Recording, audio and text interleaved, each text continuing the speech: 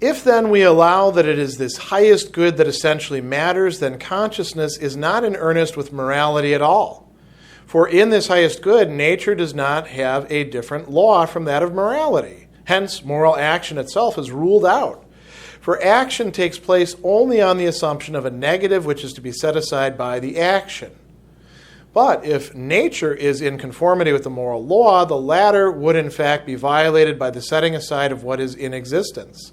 In the assumption that the highest good is what essentially matters, there is admitted a situation in which moral action is superfluous and does not take place at all. The postulate of the harmony of morality and reality, a harmony posited by the notion of moral action, which implies bringing the two into agreement, is expressed from this point of view, too, in the form.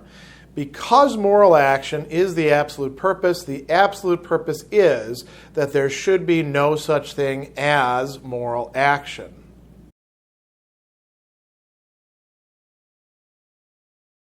Paragraph 620 is a relatively short paragraph, and it is consolidating what has been going on in the first 4 paragraphs, 2 of which were quite long, of this new section, which is translated here by Miller as dissemblance or duplicity. Just one German term for the whole thing, Verstellen, which, if you know your German, is going to be already bound up with some similarly sounding things that Hegel makes use of all the time. Vorstellung, right? And here, Hegel's going to lead us to a paradoxical conclusion. You know, this is where, again, I've pointed this out many times in the course of this commentary. We should be really, really wary of the notion of Hegelian dialectic as this, 3-step shuffle that people put it forward, thesis, antithesis, synthesis. Sometimes it is much, much, much more complicated than that. And this is a good example. Complicated in 2 senses. There is no nice, easy progress from thesis, antithesis, synthesis in much of the dialectic, because it often ends up in what appear to be aporia. That is, places where you literally in Greek, you go in and you can't get out of. Problems, roadblocks, obstacles. And this statement at the end of it, because moral action is the absolute purpose is that there should be no such thing as moral action, is precisely one of those. Now, when you read that, and we'll come back to this a little bit more in the end, when you read that, it has the sort of semblance, again, dissemblance, of the sort of things that gurus often say, right? They just, transpose things. If X is Y, then Y is the real X. Or if X is Y, then X is the fact that there never really is a Y. And we can go on and on with these formula. Hegel's not doing that. This represents a genuine movement of thought. And it's more complex than just having, one idea in place and then its opposite and then, bringing them together in some sort of synthesis, as we've noted. Instead, there's something that has more moving parts involved, although Hegel does like to look at things in terms of dyads, doesn't he? I think in part because that allows him to keep it relatively simple when he's dealing with these incredibly complex social realities and realities of developing consciousness. So, all that said, what is this highest good that he's referencing here? The höchste Gut, right? That essentially matters. He says, if we allow that it is the highest good that essentially matters, here he's saying that it is the essence, that is what has the importance, that is taking on the initiative here. What is this highest good? We're going to see in just a moment. Consciousness, he says, is not in earnest with morality at all. So if we make this highest good what is absolutely essential, the center of what it is that we're studying, then there's a problem in how consciousness is understanding morality. It's not in earnest about it, and you might say it's not in earnest through it, because we're not simply talking about a consciousness that cognizes and thinks out morality, right? You might be tempted when you're reading this section to think, this is all dealing with Kant and his understanding of duty and morality and nature and happiness. And that's not off base, except with the only part there. But when you read Kant's, say, Second Critique, or you read the groundwork for the metaphysics of morals, or you actually go on and read the metaphysics of morals, metaphysical elements of justice, metaphysical elements of virtue, you find that it's very theoretical, isn't it? This is not just a theorizing consciousness that's stepping back in an ethics class trying to make sense of what would our obligations be.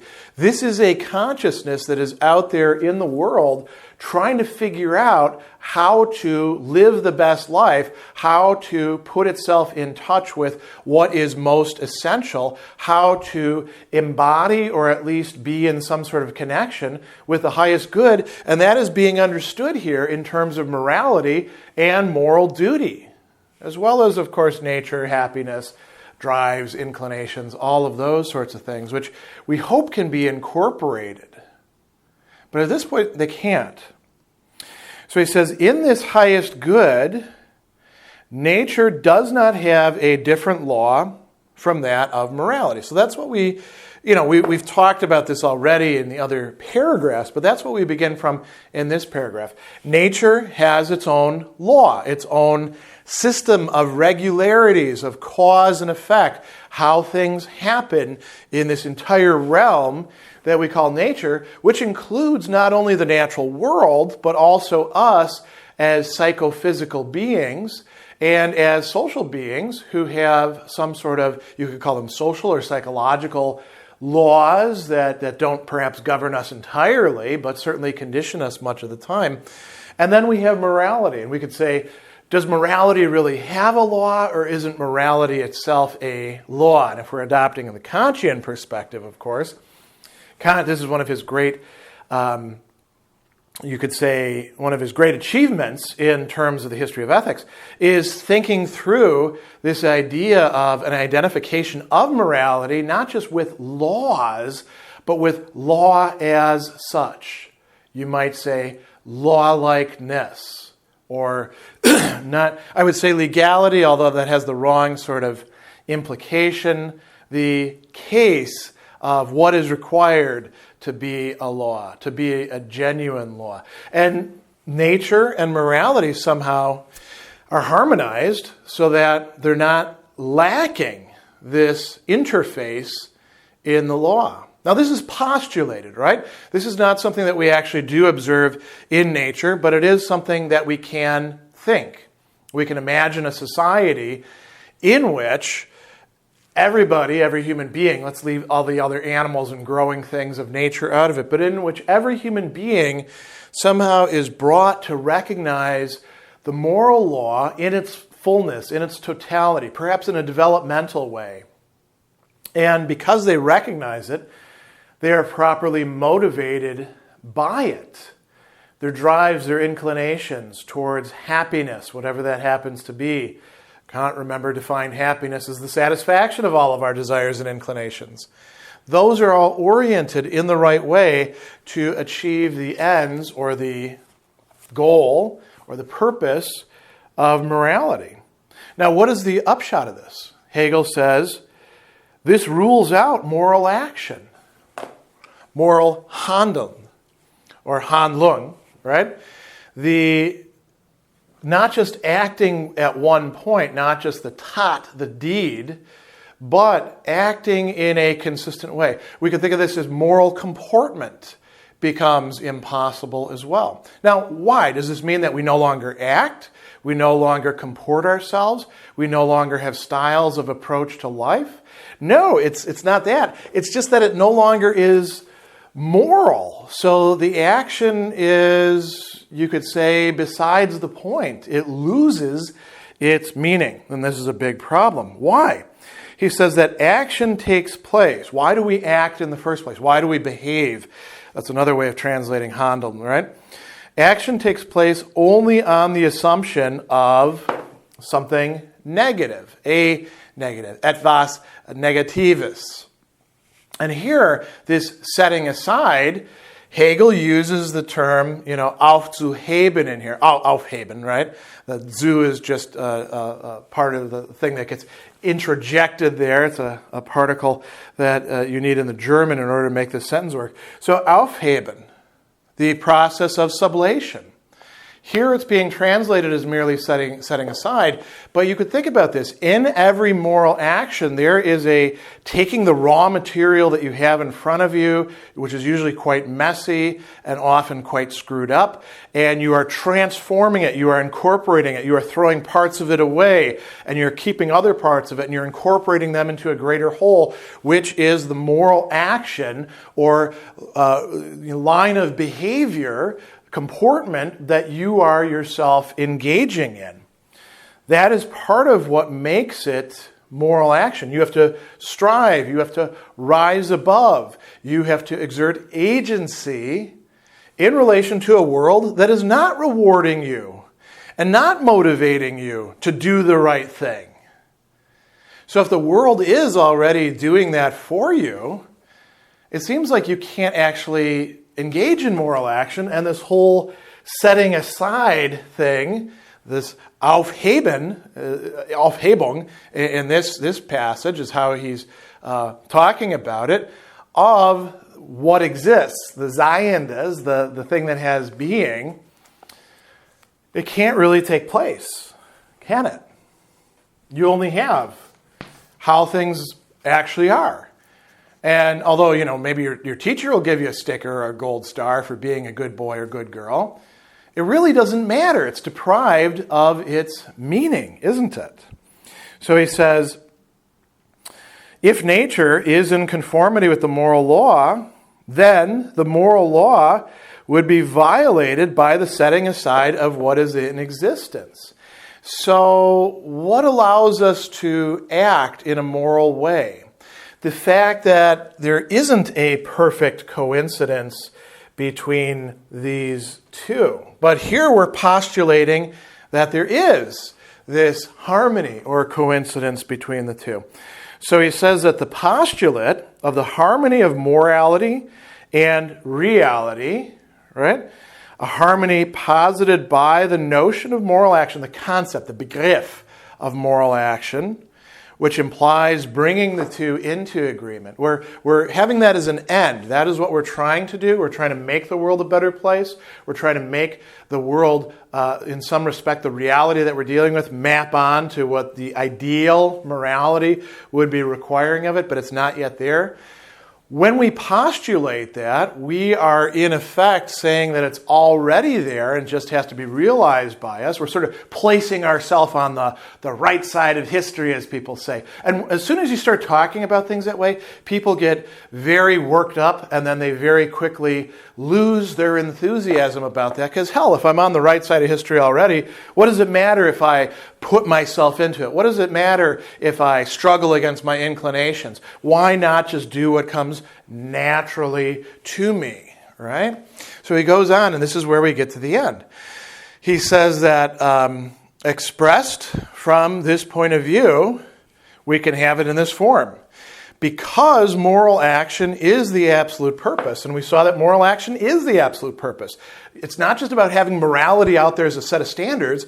It's about consciousness practically reasoning its way through its life and living in accordance with morality, choosing in accordance with morality, making morality happen through moral action. So because moral action is the absolute purpose, now we get this paradoxical resolution, is that there should be no such thing as moral action. If we succeed in changing human nature so that we automatically see and accept the good, we wouldn't actually have moral action. So this is a bit of a conundrum, is it?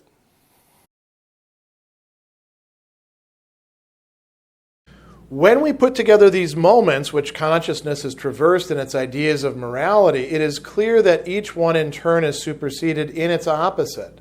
Consciousness starts from the idea that for it, morality and reality do not harmonize.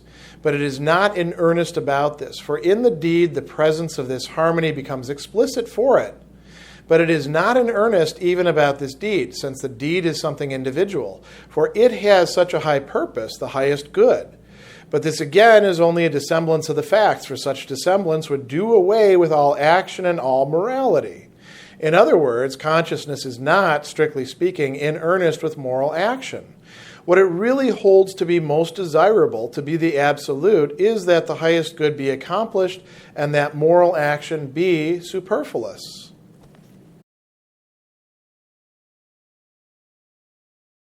If paragraph 620 brought things to a kind of head, paragraph 621 is consolidating the movements that have been carried out now in this section and also in the section of morality preceding this, the moral view of the world. And Hegel has a lot of interesting plays on words going on in here, centering around this whole notion of stellen, to put in place. And that is going to play a role here with two different prefixes, for and fair. The difference between them just being one letter, the vowel. And if we wanted to be really clever, we could say, that maybe there's some sort of vowel change process or umlauting taking place here, although there really isn't. But there is a play going on between Vorstellen or Vorstellung, representation, ways in which consciousness in here is presenting things to itself, and Verstellung or Verstellen, the act or the process of duplicity or dissemblance, right? Framing things is another way of translating or substituting, you could even say.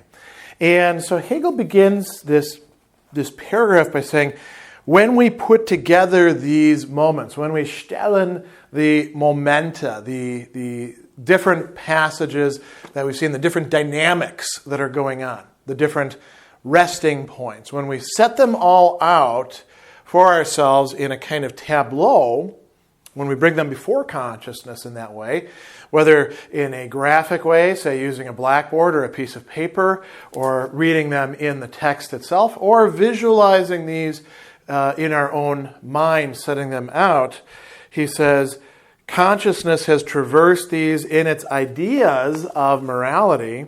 He says, it's clear that each one is superseded in its opposite.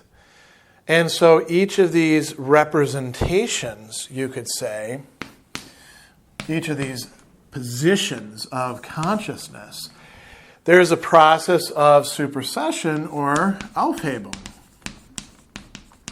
that's going on. But it's not an Aufhebung of something else. Rather, it is sublating itself and leading into its opposite. So consciousness is watching this take place. But consciousness is also the agent of this. Consciousness is leading the process.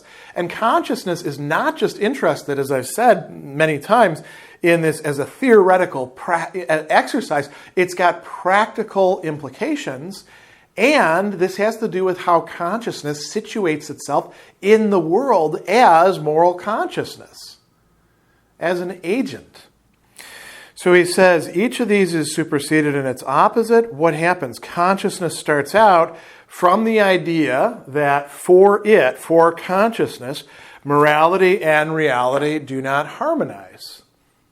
You might say, well, that's kind of a trivial result, isn't it? I mean, is there even morality and reality for something that isn't consciousness? No. Unless you think that the morality sort of exists out there totally disconnected from any sort of consciousness, just waiting for us to discover it. But Hegel doesn't really think that. Morality is a human way of understanding the cosmos and itself and the relation between the two. So reality, Wirklichkeit, and morality don't map onto each other. There's a dissonance between them for consciousness. Oh, well, we've realized this, right? That's a starting point. And we don't have to read Kant in order to understand that. All you have to do is be a kid and see that something is unfair and be told something like, life isn't fair, or that's the way it works in these sort of situations. Or just shut up and sit down and don't ask any more questions like that. And you start to realize right off the bat in a very practical way that there is a non-coincidence at best and maybe a jarring chasm between morality and reality. And then the question is, well, what do we want to do with this? Do we want to make reality more moral? Do we want to try to change things for the better? Well, that leads us through this Aufhebung, this sublation, into the next Vorstellung, the next representation. So he says, here we go. Consciousness is not really earnest about this first starting point. For in the deed, and deed here is translating Handlung, right? So in the action, in the comportment, in the thing that you choose to do, in the mode of behavior, then we find that there is a presence of harmony brought about. Why? You do something, and if it's a moral act, you're doing something that actually produces a greater amount, at least in that little corner of the world that you're concerned with, the little scope that you have some agency in, you're producing a new harmony or coincidence between the ideal and the real, between morality and how things are. What would be an example of this? Well, you think that it's important to help people out who are down on their luck. You walk past a homeless person. You're not sure how they're going to spend the money, but they ask you for $1 and you say, it's your lucky day. Here's $5. Why don't you go get yourself something to eat? And maybe they spend it on a flask of cheap, liquor, or maybe they go and they buy themselves something to eat. Maybe it transforms their life. Probably not, but, they're like, well, somebody actually believed in me and helped me out in this case. Maybe they go and they share it with others. You don't actually control that part, but what you do control is that little portion of the world where you, instead of saying, sorry, screw you, I've got nothing for you, or get a job or something like that, you adopt a different Handlung. You adopt a different point of view. And you transform a bit of reality in the process. Not in a way that you totally control the results, but you do produce a small area of coincidence between morality and reality. And we do this over and over and over again. What if you do a non-moral or anti-moral action, an immoral action? What if the person asks you for something to purchase food with, and you go and you kick them instead, right? You exert violence on them. Well, that's, in a way, you're showing them that reality is even more screwed up, further away from the moral norm than you thought. And you're damaging that portion of reality, and you're also damaging yourself. You're also making yourself into a worse person. I mean, I don't think should be particularly controversial. If you're going around kicking homeless people, asking for change, you've got some real problems. You may justify it to yourself in some sort of, it's cosmic justice or something like that. But that's probably you lying to yourself. Let's be quite honest about that, right? So in the deed, there is brought about a presence, an actually present Gegenwart of the harmony between morality and reality. So now we've got a new representation, a new Vorstellung. And then Hegel says, yeah, but consciousness is not really even in earnest about that. Why? Because when it starts thinking that out, the deed is something individual. Now we pass on to the third Vorstellung. The deed is something individual. It has such a high purpose, the purpose of the highest good. It has an aim, a Zweck, the highest good. And he says, this again is only a dissemblance, and now we get that word coming up, right? Verstellung. It's setting things out, but it's doing so in a way that conceals or is deceiving, a way that's going to delude the outside observer and perhaps even the self. You engage in Verstellung so that you can tell yourself that you're a great guy, that you're a perfect person, that you're in touch with the beautiful, the true, the good, that you're embodying that in the world, right? That's a Verstellung. And so he goes on and he says that this is a dissemblance of the facts. For such dissemblance, why? Would do away not just with all action, but here he also says with all morality. It would do away both with the thing that allows morality to be brought into the world, to have agency, and morality itself, and it would leave only what would be the residue there would be Wirklichkeit, actuality, the world as it is. And some people say, that would be great, get rid of all this moral humbug and nonsense, but is that really what you would want? He goes on and he says, in other words, consciousness is not, strictly speaking, in earnest with moral action as such. What it really holds to be most desirable, to be the absolute, is that the highest good be accomplished and that moral action be superfluous. What it's really aiming at is the highest good itself and some sort of condition in which we wouldn't even really need action because we just sort of follow along. So we're going to see whether this can actually work or not for consciousness, or whether it's, you might say, a bad fit.